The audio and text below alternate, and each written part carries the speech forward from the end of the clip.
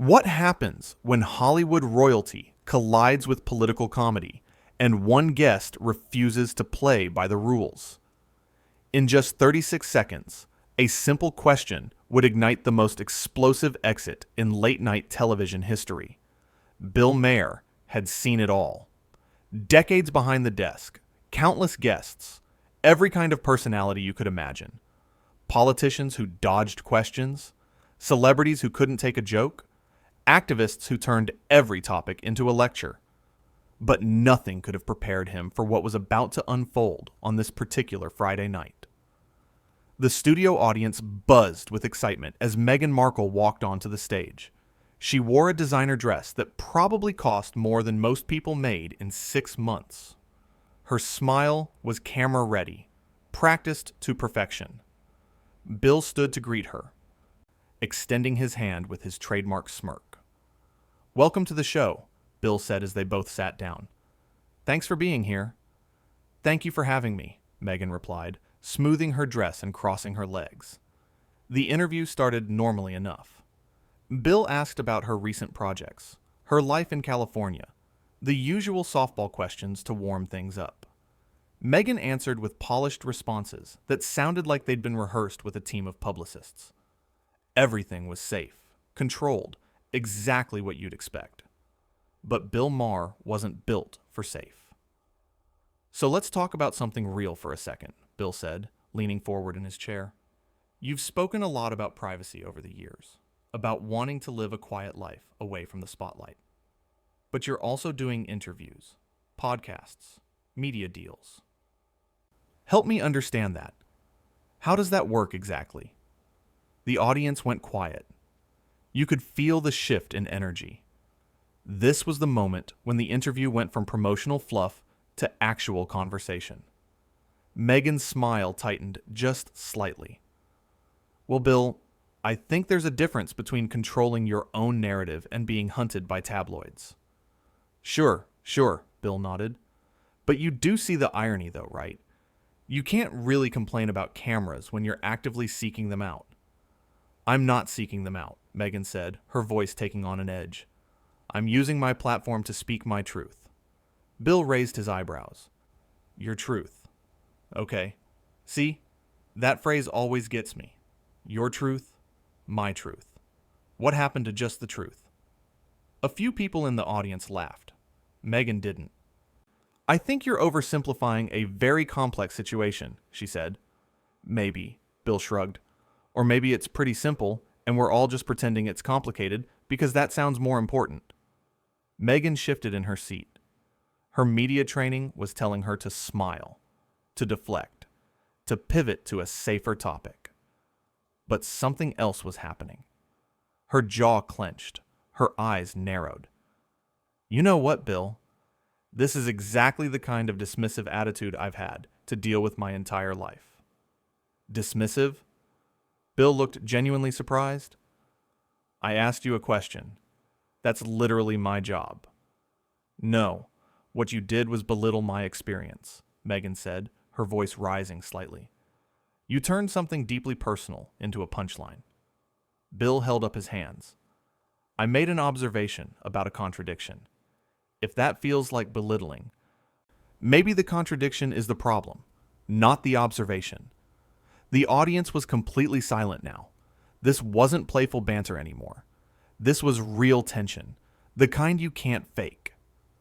"Let me ask you something," Meghan said, leaning forward to mirror Bill's posture.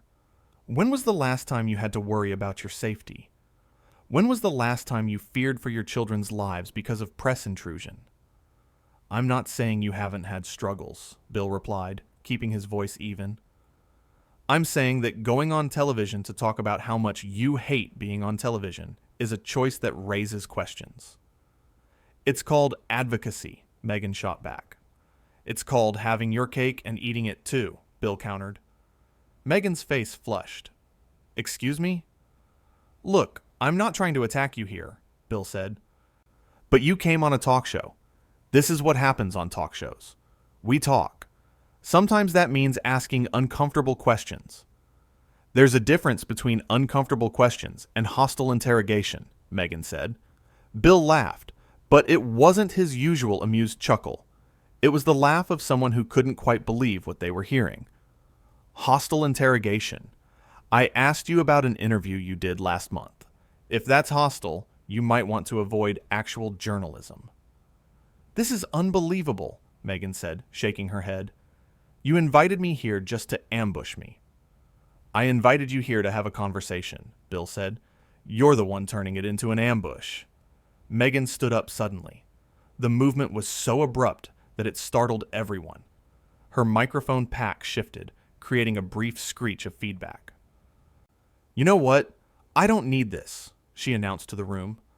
I don't need to sit here and be disrespected by someone who clearly has an agenda. Bill stayed seated, looking up at her with a mixture of confusion and frustration. An agenda? My agenda is comedy and conversation. You knew that when you agreed to come on. I agreed to come on thinking I'd be treated with basic human decency, Meghan said, her voice shaking now with anger or emotion or both. Clearly that was too much to expect. Sit down, Bill said, and his tone had shifted. It wasn't angry, but it was firm. You don't get to storm off because someone asked you a tough question. That's not how this works. Don't tell me what to do, Meghan snapped. The audience gasped. Audible gasps, the kind you usually only hear in movies. I'm not telling you what to do, Bill said, standing up now too.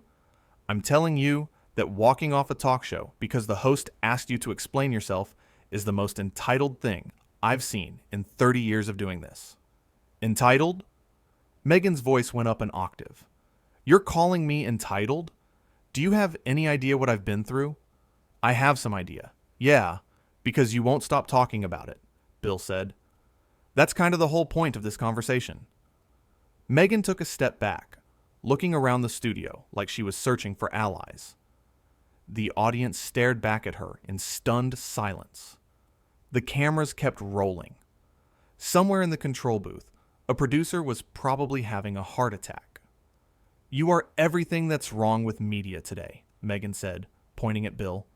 You sit up here in your bubble, making jokes about people's pain, acting like you're some kind of truth teller when really you're just a bully with a platform. Bill's face hardened. And you're someone who wants all the benefits of fame with none of the scrutiny. You want to be a public figure when it suits you, and a private citizen when it doesn't. That's not how it works. You don't get to pick and choose. I'm not picking and choosing, Meghan insisted. I'm setting boundaries. No, you're throwing a tantrum because someone didn't treat you like royalty, Bill said. The word royalty hung in the air with obvious intention. Meghan's eyes went wide. How dare you? How dare I what? Point out the obvious? You came from a life of literal red carpets and titles, and now you're upset that I'm not rolling one out for you here. This has nothing to do with that, Meghan said, but her voice wavered. It has everything to do with that, Bill pressed.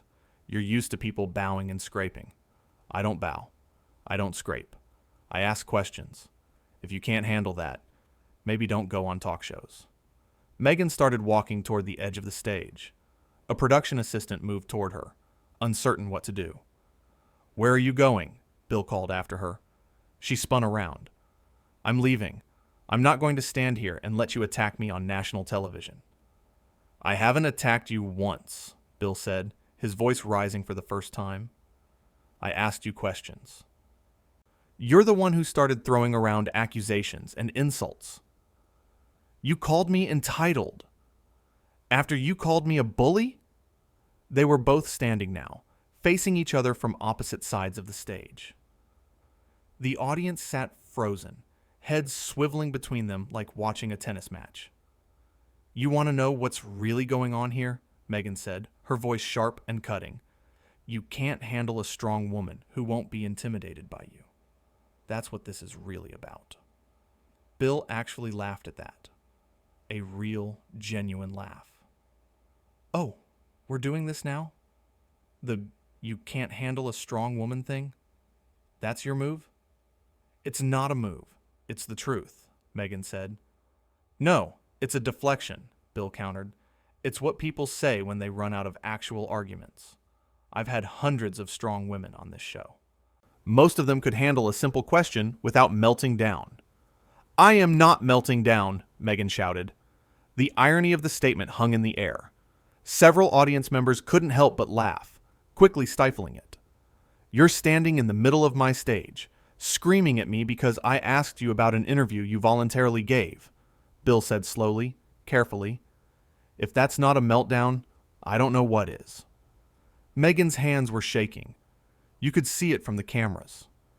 You are the most condescending, arrogant, self-righteous person I have ever met.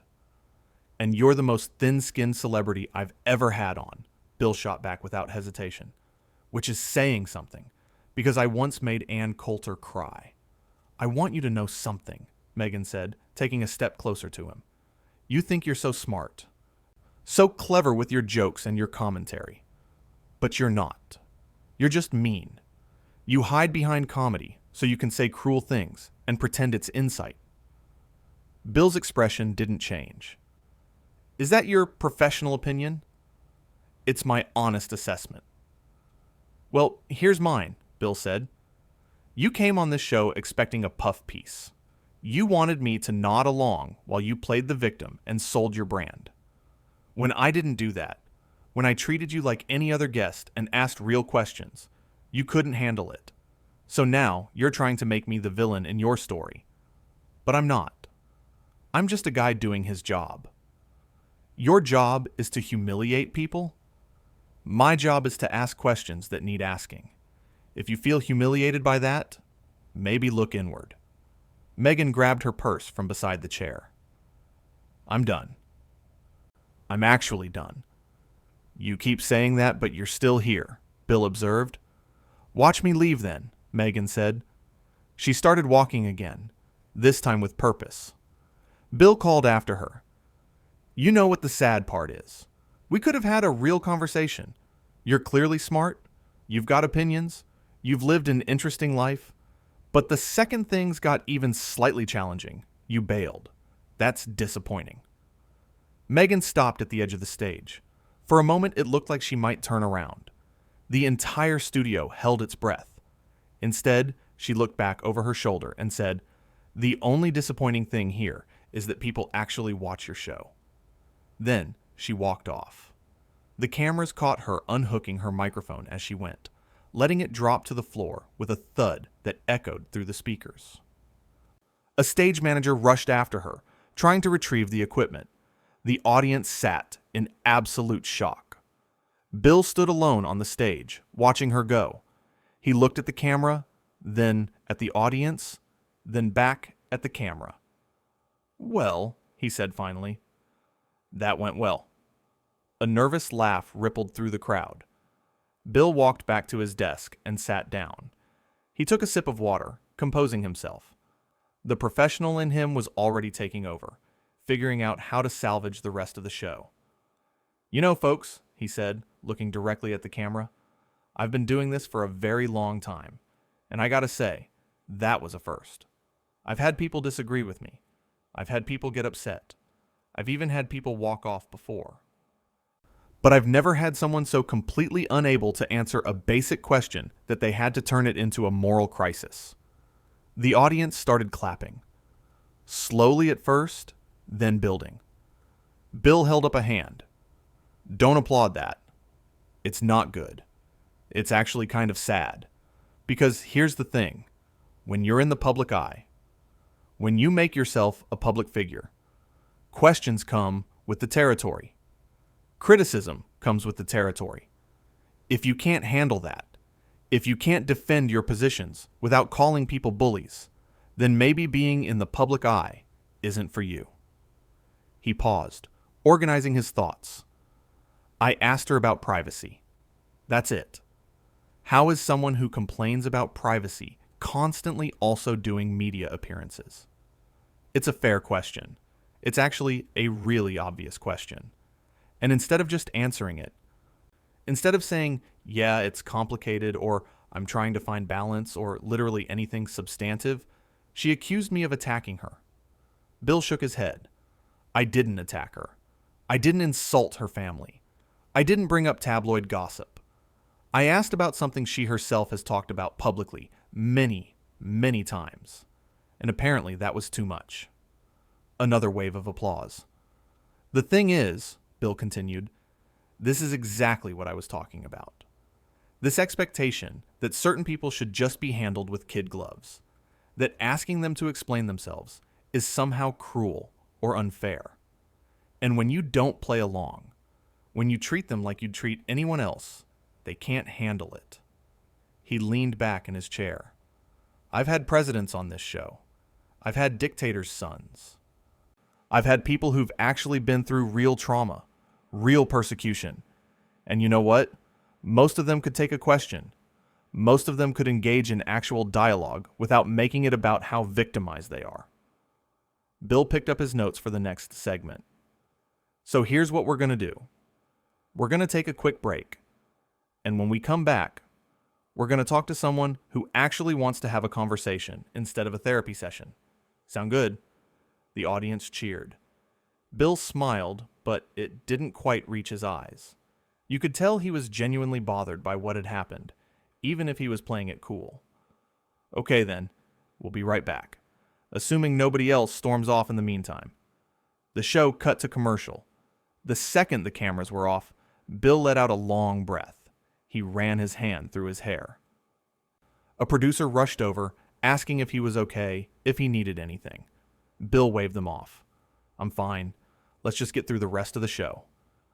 But even as he said it, everyone in that studio knew they had just witnessed something unprecedented. Not because of what Bill had done, but because of how spectacularly his guest had imploded. The interview, if you could even call it that anymore, had lasted less than 15 minutes from start to finish. 15 minutes from polite hellos to a complete meltdown. 15 minutes that would be replayed, analyzed, and debated for weeks to come. All because Bill Maher had asked a simple question, and Meghan Markle couldn't answer it.